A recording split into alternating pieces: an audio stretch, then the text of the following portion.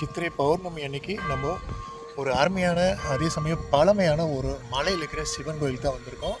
சுற்றிலையும் நம்ம இன்றைக்கி கிரிவலம் வந்தோம். என் முகம் உங்களுக்கு சரியாக தெரியாது, இங்கே பார்த்தாலுமே தெரியும் எவ்வளோ பேர் கிரிவலம் போயிட்டுருக்காங்க. ஆயிரக்கணக்கான பேர் இந்த கிரிவலம் போயிட்டுருக்காங்க.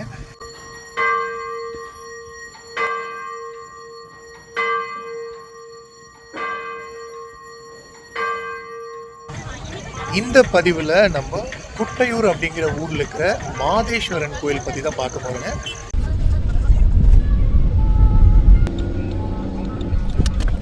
கோயம்புத்தூர்லேருந்து கிட்டத்தட்ட ஒரு 34 கிலோமீட்டர் தூரத்துலேயும், மேட்டுப்பாளையத்துலேருந்து ஒரு 3 கிலோமீட்டர் தூரத்துலேயும் குட்டியான ஒரு மலையில் அமைஞ்சிருக்கிறது தான் இந்த குட்டையூர் அப்படிங்கிற கிராமத்தில் அமைஞ்சிருக்கிற மாதேஸ்வரன் மலைங்க. இந்த மலையை சுற்றியுமே பௌர்ணமி அன்னைக்கு கிரிவலம் நடக்குது. சுற்றியுமே பார்த்திங்கன்னா அஷ்டலிங்கங்கள் இருக்குது. நம்ம ஒவ்வொன்றா இந்த பதிவில் பார்க்க போகிறோம், தரிசனம் பண்ண போகிறோம். கூடவே பயணம் பண்ணி வாங்க, அப்போ தான் இந்த மலையை பற்றி முழுமையாக தெரிஞ்சுக்க முடியும்.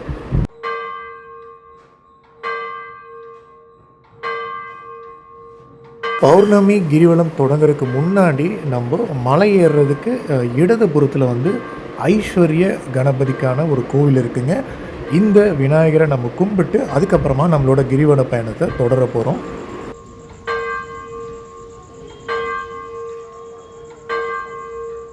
கிரிவலம்னா மலையை சுற்றி வர்றதுன்னு ஒரு அர்த்தங்க. அதாவது ஒரு புனிதமான இடத்த சுற்றி வர்றது தான் கிரிவலம். அதுலேயும் பௌர்ணமி அன்னைக்கு நம்ம வரும்போது, பௌர்ணமி நாளில் நிலவு ரொம்ப பிரகாசமாக இருக்குங்காட்டி அது ஒரு தெய்வீக சக்தியோட வெளிப்பாடுன்னு நம்பப்படுதுங்க. அதனால் அன்றைக்கி கிரிவலம் போகும்போது தெய்வீக சக்தியை நம்மளும் பெற முடியும் அப்படிங்கிறத ஒரு நம்பிக்கை. அதன் பேரில் தான் நம்மளும் இந்த பௌர்ணமி கிரிவலத்துக்கு வந்திருக்கோம். முதல்ல நம்ம குபேரலிங்கத்தை கும்பிடுறோங்க. குபேரலிங்கத்தை கும்பிடும்போது நமக்கு செல்வம் சேரும், வியாபாரத்தில் அபார லாபம் கிடைக்கும் அப்படிங்கிற மாதிரி சொல்கிறாங்க. கொஞ்சம் நம்ம முன்னாடி வந்தோம்னா வலதுபுறத்தில் மலை மேலே இருக்கிற கோயிலுக்கு போகிற பாதை இருக்குங்க. இந்த வழியாக போகும்போது நீங்கள் போகிற பாதையில் ஒரு கிணறு மாதிரியான ஒரு அமைப்பு இருக்கும். அதில் தண்ணி எப்பவுமே வற்றாமல் இருக்குமாமாங்க. பௌர்ணமி நாள் ஆன்மீக ரீதியாகவும் நல்ல ஒரு சிறப்பான நாள் சொல்கிறாங்க. இந்த நாளில் இறைவனை வழிபடுறது, தியானம் பண்ணுறது அப்படிங்கிறதெல்லாம் பண்ணும்போது நிறையவே பலன் தருன்னு ஒரு நம்பிக்கை இருக்குங்க. குபேர லிங்கத்தை தொடர்ந்து நம்ம ஈசானிய லிங்கத்தை வழிபடுறோங்க. ஈசானிய லிங்கத்தை வழிபடும்போது மன அமைதி, ஞானம் கிடைக்கும், தியான நிலைக்கும் உகந்ததாக சொல்கிறாங்க.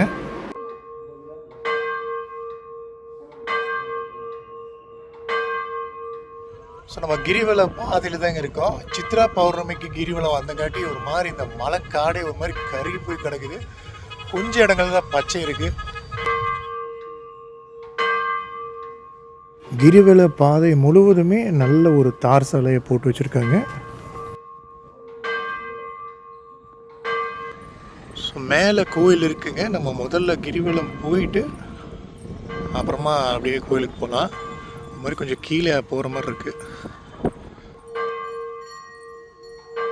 பௌர்ணமி நாளில் நம்ம புதிய விஷயங்களை ஊக்குவிச்சு பண்ணுறதுக்கு உகந்த நேரம் அப்படிங்கிறாங்க. ஏன்னா சந்திரனோட ஆற்றல் நம்மளை லட்சியங்களை நோக்கி நகர வைக்கவும், நம்மளோட வாழ்க்கையில் புதிய மாற்றங்களை செய்கிறதுக்கும் உதவுமாமாங்க. தொடர்ந்து நம்ம இந்திரலிங்கத்தை நம்ம தரிசனம் பண்ணுறோங்க. இந்திரலிங்கத்தை தரிசனம் பண்ணும்போது லக்ஷ்மி கடாட்சம், செல்வம் பெருகும், நீண்ட ஆயுளும் கிடைக்குமாமாங்க.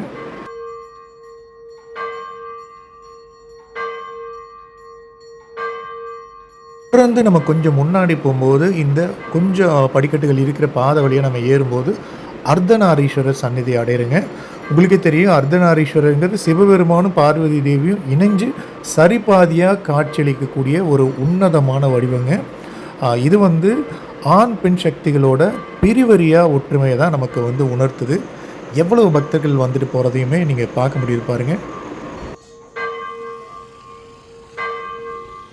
தொடர்ந்து நம்ம போகும்போது நம்ம அக்னிலிங்கத்தை வழிபடலாங்க. அக்னிலிங்கத்தை நம்ம வழிபடும்போது நோய்கடிகள் நீங்கும், மனபயம், அப்புறம் எதிரிகளோட தொல்லை ஒளின்னு ஒரு நம்பிக்கை இருக்குங்க.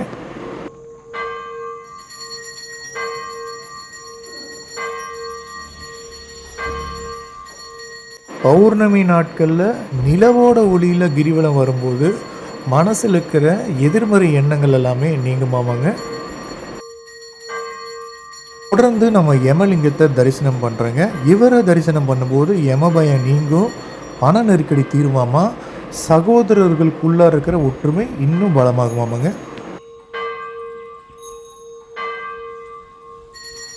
அப்படியே நம்ம தென்மேற்கில் இருக்கிற நிருதி லிங்கத்துக்கு தான் வர்றோங்க. நிருதி லிங்கத்தை கும்பிடும்போது குழந்தை பாக்கியம் கிடைக்கும், தீய சக்திகள் அப்புறம் திருஷ்டி எல்லாமே நீங்கன்னு ஒரு நம்பிக்கை இருக்குங்க. தொடர்ந்து நம்ம முன்னாடி போகும்போது வரணலிங்கத்தை நம்ம தரிசனம் பண்ணுறோம். வரணலிங்க தரிசனம் பண்ணனா சமுதாயத்தில் அந்தஸ்து உயருமாமா, தீராத நோய்களும் குணமாகும்னு சொல்கிறாங்க.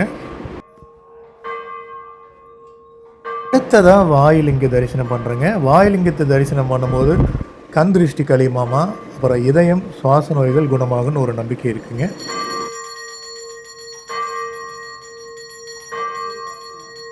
கிரிவலம் முடித்ததோட நம்ம நந்திகள் சூழ்ந்து, அதாவது நந்தி காடுன்னே சொல்லலாம், அந்தளவுக்கு நந்திகள் இருக்கிற மலை தான் ஏற போகிறோம். இந்த மரத்துக்கு கீழே சிவபெருமானோட உருவமே இருக்குது, அந்த ஒரு பெரிய நந்தியுமே இருக்குது. அவங்கள கும்பிட்டு நீங்கள் அப்படியே அந்த படிக்கட்டு வழியாக ஏறும்போது ஒவ்வொரு படிக்கட்டுக்கும் ஒரு நந்தி இருக்குங்க. இடப்பக்கம் சரி வலப்பக்கம் சரி.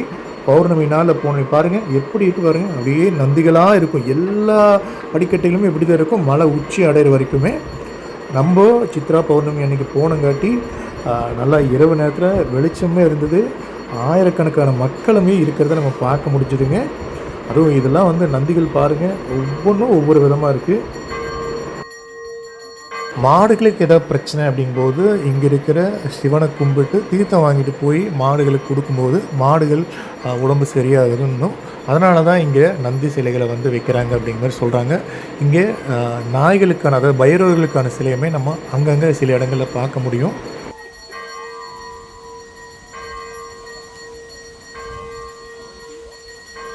ஆரம்ப காலகட்டங்களில் உள்ளூரில் இருக்கிற அந்த மக்கள் மட்டுமே வந்து வழிபட்டு இருந்த ஒரு சின்ன வழிபாட்டு தலமாக இருந்த இந்த மலைக்கோவில் இன்றைக்கி பார்த்திங்கன்னா ஆயிரக்கணக்கான பேர் வர்றாங்க. கிட்டத்தட்ட ஒரு 19ஆம் நூற்றாண்டுல ஒரு முறையான கோவில் அமைப்பாக வந்து இந்த குட்டையூர் மாதேஸ்வரன் கோவில் வந்து அமைஞ்சிருக்குங்க. இந்த பகுதியில் இருக்கிற கால்நடைகளுக்கும் பயிர்களுக்கும் எந்த விதமான நோயும் வராமல் ஒரு காக்கிற எல்லை தெய்வமாக தான் இங்கே இருக்கிற மாதேஸ்வரர் வந்து பிரதிஷ்டை பண்ணியிருக்காங்க.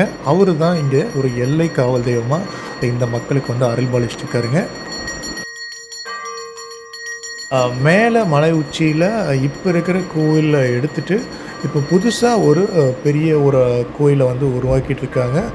பல கட்டுமான பணிகள் போயிட்டுருக்கிறதுமே நம்ம பார்க்க முடிஞ்சது. பௌர்ணமி தினங்களில் இங்கே மக்களுக்கு அன்னதானமே கொடுக்குறாங்க.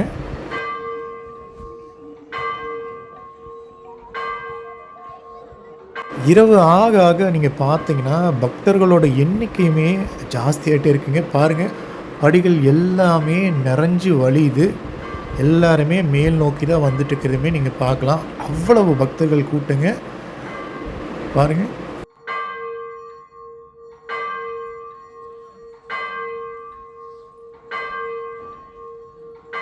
மலை உச்சியில் இதுதான் புதுசாக உருவாகிட்டுருக்கிற கோயிலுங்க. உருவாகி முடித்தோடனே உண்மையிலே ரொம்ப சிறப்பாக இருக்குதுன்னு தோணுது. இதுக்கு பின்னாடி வந்து தீபம் ஏற்றுறதுக்கான வசதிகளுமே இருக்குது. நம்ம போன டைமில் அங்கே நம்மளால் மேலே ஏறி போக முடியலைங்க. மேலேருந்து பார்க்கும்போது சுற்றி வர அந்த கிரிவல தடமே தெரியுது பாருங்கள். இன்னும் எவ்வளோ பக்தர்கள் போயிட்டுருக்குறாங்க பாருங்கள். ரொம்ப ஒரு அருமையான சூழ்நிலையை வந்து நம்ம மேலேருந்து பார்க்கும்போது தெரியுது. ரொம்ப ரம்யமாகவும் இருக்குங்க. இந்த கோவில் கட்டி முடித்து நம்ம போகும்போது இன்னுமே சிறப்பாக இருக்கும். ஆதி கோவிலில் சாமி கும்பிட்றதுக்கு பக்தர்களுமே நிற்கிறாங்க. நந்திகள் அந்த இடத்துலையுமே இருக்கிறது பாருங்களேன். கார்த்திகை தீபத்தன்னைக்கு மலை மேலே மகா தீபம் ஏற்றுறது ஒரு பெரிய விழானா, அதே மாதிரி மாட்டு பொங்கல் அன்னைக்கு சுற்று வட்டாரத்தில் இருக்கிற மக்கள் எல்லாருமே பசுவோட பாலை கொண்டு வந்து பால் அபிஷேகம் பண்ணுறது இன்னொரு மிகப்பெரிய விழாங்க. பல நூற்றாண்டுகளாக இருக்கிற இந்த கோவில் இப்போ புதுப்பிக்கப்பட்டு வர்றது ரொம்பவே சிறப்பான விஷயங்க. 60 லட்சத்துக்கும் அதிகமான செலவில் இங்கே மூலவருக்கான சந்நிதியும், அர்த்த மண்டபம், கர்ப்ப கிரகம், மகா மண்டபம்னு பல கட்டடங்கள் வந்து உருவாயிட்ருக்குங்க. 2 கிலோமீட்டருக்கும் குறைவான கிரிவல பாதையும் ஒரு 200 படிக்கட்டுகள் மாதிரி இருக்கும். இந்த மலை ஏற இருக்கும். 80 ஊர் மக்கள் வரைக்கும் இந்த கோவிலை வந்து வழிபடுறாங்க. காலையில் 6 to 6 மணி எல்லா நாட்கள்லையும், இந்த மாதிரி பௌர்ணமி நாட்களில் கிட்டத்தட்ட 10 மணி வரைக்குமே இந்த கோவில் திறந்துருக்குங்க. தர்மலிங்கேஸ்வரர் மலைக்கோவில் பௌர்ணமி பயணமே நம்ம சேனலில் இருக்குது. இந்த வீடியோ உங்களுக்கு பிடிச்சிருந்தா லைக் பண்ணி கமெண்ட் பண்ணி சேனல் சப்ஸ்கிரைப் பண்ணுங்கள். நன்றி.